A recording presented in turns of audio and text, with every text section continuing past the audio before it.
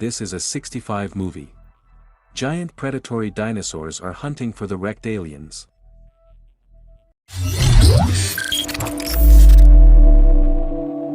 Audio Jungle. He starts out just like Star Wars. Literally in outer space, it reports that the action is unfolding far, far away. This lasts until the camera stops at the planet. It shows the main character, a simple Sith Kylo Ren named Mills, sitting with his wife on the ocean. They admire how their daughter plays with the waves, along the way discussing that the hero will have a long trip to space. Money is needed for her daughter's treatment. Before separation, a man spends time with his daughter, teaching all sorts of interesting things. The actions are transferred to the boundless vacuum, where spaceships plow the expanses of the universe. The crew of the ship is sleeping in cryocapsules, even a foreman was not needed. One Mill will take down the watch. After all, he's a pilot. An alarm brings him out of his duty nap.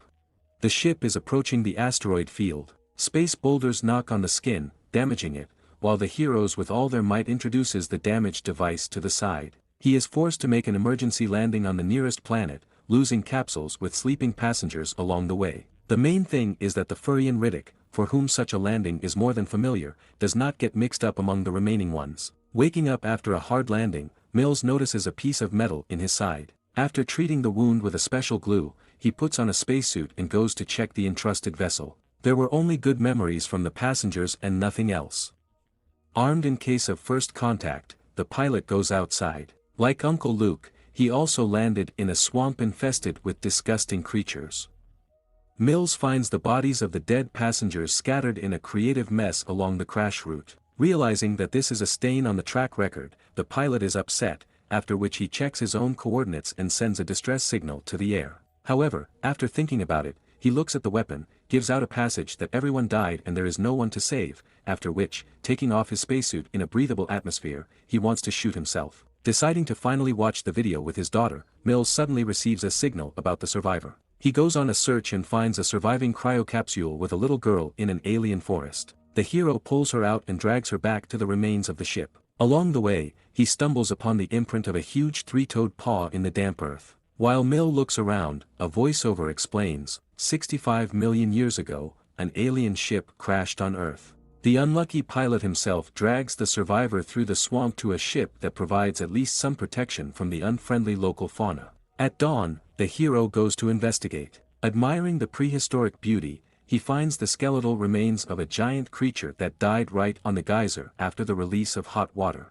Mills scans the area and realizes that there is a surviving escape capsule on the second part of the crashed ship, but the way to it is blocked by various dinosaurs. One of the small creatures attacks the pilot. Mills slaughters the lizard with his butt, making a significant contribution to further extinction. On the way back, the man hears a noise in the thicket, the source of which is the awakened girl. She was following him, but when Mills noticed her, she runs away in fright. The pilot rushes after him. Together they roll head over heels with a slope straight to the carcass of some animal. The smell of carrion attracts the attention of another lizard. The heroes prefer to run away from him before he switches to them. On the ship, the pilot checks the passenger list to find out that the girl's name is Koa. She doesn't understand him because she speaks a different language. Mills explains about the rescue module with the help of fine art.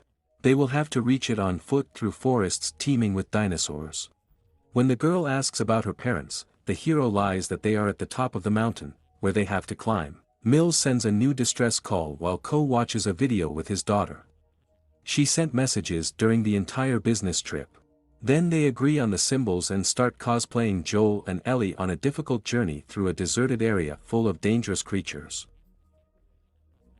Climbing over a fallen tree, the girl pays attention to the sky. There, against the background of a huge moon, the tail of an approaching comet burns scarlet. After picking some local berries, the girl throws them at Mills, who does not react, fascinated by looking out for danger. He warns that it is impossible to eat unfamiliar fruits and berries. You can get poisoned. Later, he is bitten by an insect, which he smears on his neck with a heroic slap. A little further away, they notice a baby dinosaur stuck in a quagmire, strayed from relatives. The girl rushes to help, pulls out together with Mills. However, you can't escape fate. While the cub was catching up with his own, a pack of predators attacked him and rattled him. Koa screams in horror before the hero grabs her and hides her with a stammer so as not to attract the attention of small predators. Travelers make a halt on the bank of a stormy river. Mills examines the wound. The flask is running out of water, and he asks the girl to fill it from the river. Together with the water, she brings a flower that she wants to put in his hair. Mills pulls away, but in the next frame proudly flaunts the decoration. The flower falls when he climbs a tree to inspect the surroundings and adjust the course. Spiders climb onto his hand. Trying to shake them off, he loses his balance and, like Winnie the Pooh, falls to the ground. Only he doesn't read the poem. Dislocating his shoulder from the impact, the pilot tries to set it against a tree, but to no avail. At this time, a flock of local predators sneaks up on people. Koa helps Mills set his arm. Having time at the last moment, the man grabs a rifle and shoots the lizards. But there are too many of them. He tells the girl to run, and then throws grenades. Hiding, Koa listens to the sounds of shooting, not noticing how flying creatures gather around vultures. The heroine tries to crawl away, but stumbles upon the predators she was running away from. They drive her onto a fallen tree, creeping closer and closer. At the very last moment, Millsy appears, multiplies the lizard by 0 with a well-aimed shot. The last of them grabs a koi, drags it into a safe forest. The pilot runs after her until the companion is released, scaring off the unlucky hunters with shots. From the stress experienced, the girl huddles in a corner. The hero does not manage to get her to talk and calm down, so he just guards the companion. When it starts to get dark, the man, folding his arms, makes a special whistle, which attracts the attention of the Koa. With gestures, he teaches her to whistle just like her daughter. The girl does it in her own way, but not immediately. Mill pulls the girl off on his back. They find a cave where they decide to spend the night. The pilot checks the navigator and learns that the debris field that caused the crash is not the biggest problem. A giant asteroid is flying towards the planet, a collision with which they will not survive. It also turns out that Koa took a disc with a video letter from the hero's daughter from the ship, which he does not like. The offended girl turns away, but when Mills turns on the recording, she looks at the message with a smile, not noticing how the adult is crying quietly to the side. Security beacons are triggered at night. When Mills wakes up, he sees that the girl has foam coming out of her mouth, the source of which is an insect that has got into her mouth. He gently kills the parasite with a piece of the beacon, bringing AMC to life. But the danger has not disappeared. Near the entrance to the cave there is a huge dinosaur. Mills opens fire, knocks out the beast's eye. The retaliatory attack forces the heroes to make their way deep into the cave, where the predator will no longer reach. But there are a lot of smaller lizards inside, which are also dangerous to humans. The heroes make their way through narrow passages in search of a way out. Mills disassembles the lost littered with stones, while the girl leaves rock paintings on the walls for the joy of future archaeologists and RenTV journalists. When the pilot lowers his hands, the girl shouts encouragement to him. Unable to stand it, the man admits that he lied. Her parents are not waiting for her on the mountain, but Koa doesn't understand the language. Then he shoves a grenade into the crack to carry out demolition work. After successfully expanding the passage, Mills gives the girl a couple of grenades just in case, and they crawl through a narrow hole. However, the explosion led to instability of the rock. The tunnel collapses, separating them. Mills is forced to return. Not knowing what's wrong with the girl, he tries to sort out the blockage when he hears her screams and is going to look for a workaround. But in the dark, a cunning predator lies in wait for him, which the pilot had previously scared off with shots. The pilot uses a scanner to figure out the beast, but even so it is too cunning, fast and dangerous. The dinosaur attacks the man, forcing him to drop the weapon, and almost kills him. With the last of his strength, Mills reaches for the barrel and shoots the lizard. Meanwhile, Koa gets out. She wanders through the forest and finds a huge tooth stuck in a log, which she lubricates with poisonous berries. Mills, who got out of the cave, sees a bright fire in the sky. There are only a few hours left before the collision with the asteroid. He makes his way through the forest and calls the girl. The man hears her screaming in the distance. She is attacked by a small dinosaur. Mills runs to help, but falls into a quagmire that sucks him in. Koa at this time lures the predator into a trap in a dried tree and, having filled up the entrance, throws grenades inside. After the explosion, she hears the scream of Mills, who was swallowed by the swamp with his head. At the last moment, the girl tilts the branch so that the pilot can get out. He hugs her and thanks her for her help, then points to an asteroid in the sky, warning her to hurry.